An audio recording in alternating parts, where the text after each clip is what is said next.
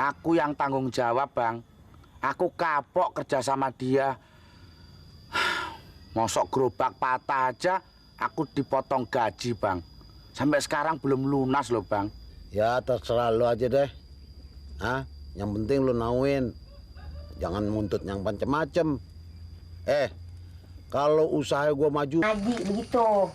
Oh, pantas nggak pernah kelihatan. Boleh potong sekarang ya, biar yang bantuin. Ya kagak juga sih. Nampo kan punya keponakan, si Nuri. Tuh, lo lihat. Mana sih? Boleh juga. Udah ada gandengannya belum? Dia itu masih bawa kencur, belum bisa pacaran. Sudah gitu bawa kencur, udah bawa popok itu mah. Lu katanya bayi kali ya. Neng, Ada apa sih, Bang?